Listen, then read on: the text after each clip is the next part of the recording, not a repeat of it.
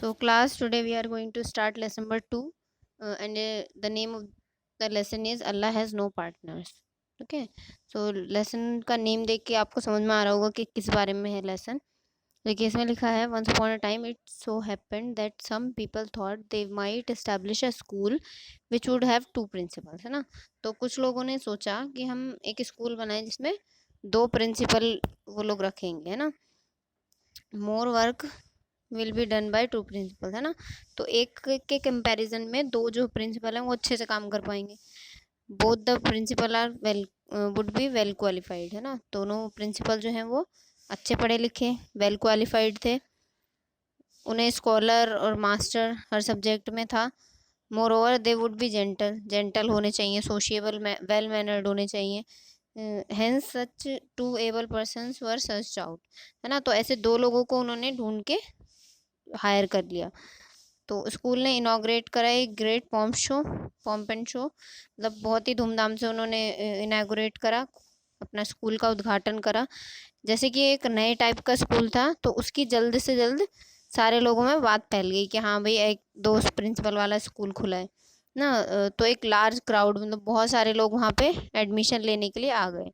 तो कैपेसिटी जो थी अकॉर्डिंग टू कैपेसिटी, मतलब जिस हिसाब से एडमिशन लिए जा सकते थे उतने एडमिशन लिए गए और बाकियों को मना कर दिया गया, रिफ्यूज़ कर दिया गया उन्हें.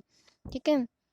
Every one thought that a good education will be imparted to the student, है ना. तो सबको लगा कि गुड एजुकेशन मिल पाएगी बच्चों को. दो प्रिंसिपल गाइड करेंगे, उन्हें सुपरविजन देंगे. तो सबको ये लगा. The work would be done more efficiently, काम और अच्छे से होगा ना. It would cover the whole work of the year in a few months, तो पूरे साल का जो काम है वो कुछ महीनों में ही कंप्लीट हो जाएगा. Hardly the affairs of the school for few months went on smoothly, तो मुश्किल से कुछ ही महीने तक जो काम था वो आसानी से चलता रहा. When there arose a clash between the two principals, और फिर क्या हुआ, एक क्लैश हो गया दोनों प्रिंसिपल्स के बीच में.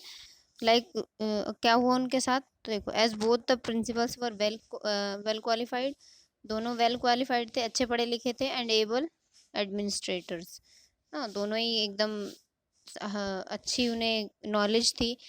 तो they wanted independence and freedom in the area of social school work, तो स्कूल के काम में वो इंडिपेंडेंस और फ्रीडम चाहते थे.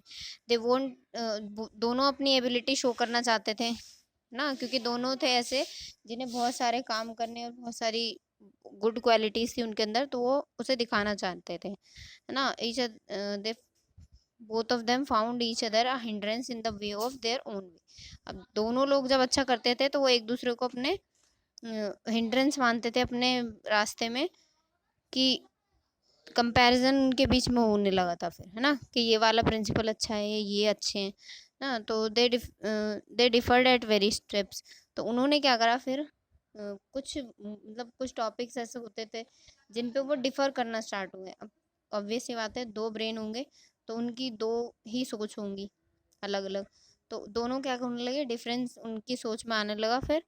और कोई भी डिसिप्लिन नहीं बचा स्कूल में, और कुछ टीचर्स तो एक प्रिंसिपल की साइड हो गए, कुछ एक की साइड हो गए ना. तो हालत जो है वो बहुत ही बेकार होती चली गई, सिचुएशन बिल्कुल ख़राब हो गई.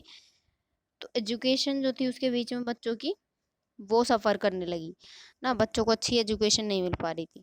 जो एडमिनिस्ट्रेशन थी स्कूल वाज लेट लूज ना, एडमिनिस्ट्रेशन जो था वो बिल्कुल बेकार हो गया.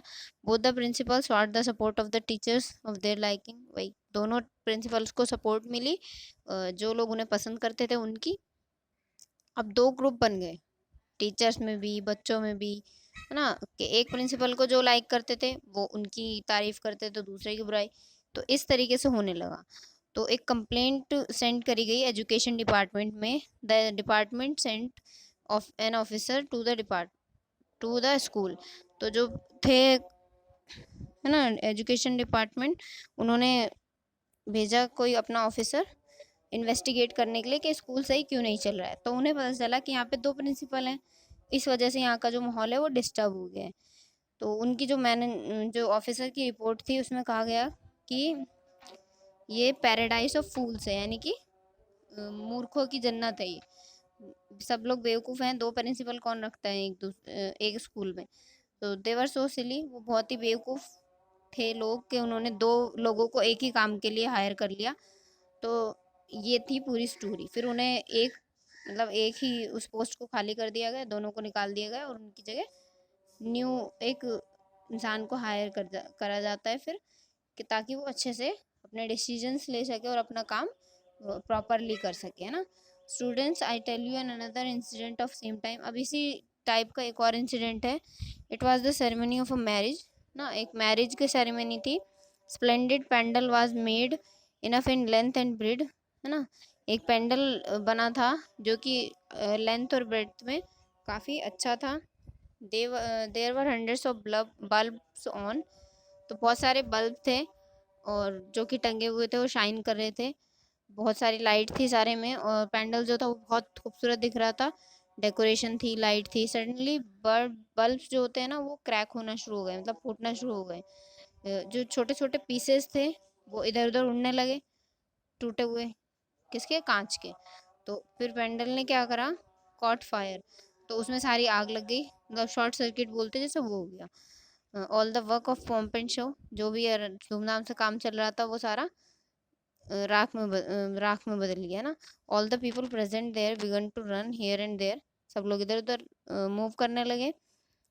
It was no less than a hell fire, तो बहुत ज़्यादा हेल फायर की तरह हो गई एकदम, मतलब फायर जो थी वो बहुत ज़्यादा हो गई। Who was unable to contain himself of the joy, मतलब जो लोग थोड़ी देर पहले मज़े कर रहे थे वो अब दुख मना रहे थे। There was now only one question on the lips of man, सब लोगों के होठों पे एक ही सवाल था कि ये कैसे हुआ है। When the matter was investigated, जब मैटर का पूरा पता लगाया गया तो पता चला कि ये एक बेवकूफ़ी करने की वजह से हुआ है। तो pandal had hundreds of bulbs and they were all having current from a generator, तो सारे बल्ब को करंट एक जनरेटर से मिल रहा था। The wires were joint to generator and the line had also its connection to the same generator ना, और उसी लाइन का जनरेटर क्या था, उसी जनरेटर का कनेक्शन एक और लाइन से था, ठीक है। इलेक्ट्रिसिटी में क्या हुआ अब, the light would be double and it would be, तो उसमें उन्होंने दो तार कनेक्ट कर दिए ताकि लाइट जो है वो और ज़्यादा अच्छी हो जाए, पर उसके बदले में क्या हुआ, वहाँ पे शॉर्ट कर सर्किट हो गया और वहाँ पे आग लग गई और सारे में डार्कनेस हो गई, अंधेरा हो गया ना। तो अब ये दो स्टोरी इसीलिए बताई गई है कि जो जिसका काम है, मतलब अगर एक इंसान कोई प्रॉपरली ये काम करता है तो वो भी सही है, वो ही सही है, ठीक है। तो होली कुरान में भी कहा गया है, had there been two gods in heavens, क्या दो गॉड हो सकते हैं। तो इसका आंसर डायरेक्टली क्या होगा, नो होगा, क्योंकि अगर हम दो गॉड रखते हैं तो फिर उनमें भी वही होगा, कॉन्फ्लिक्ट्स होंगे, और कॉन्फ्लिक्ट्स होने की वजह से क्या होगा, दोनों ही अच्छे से वर्क नहीं कर पाएंगे।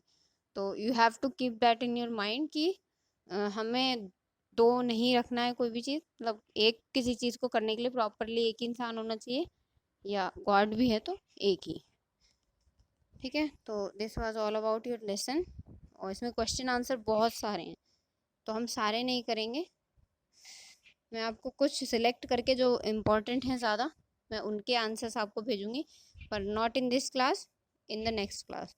नेक्स्ट क्लास में हम ये करेंगे। और आपका अभी का होमवर्क क्या है कि आपको ये वोकेबुलरी जो है रीड करनी है, ठीक है, और इनमें से कोई भी 10 वर्ड मीनिंग्स छांट के लर्न करने हैं, and you have to write them in your notebook. Copy में क्या लिखना है आपको, 10 वर्ड मीनिंग्स, कोई से भी अपनी मर्जी की छांट के 10 लर्न भी करने हैं और लिखने भी हैं, ठीक है। तो आज के लिए इतना ही, आपकी क्लास करते हैं फिनिश।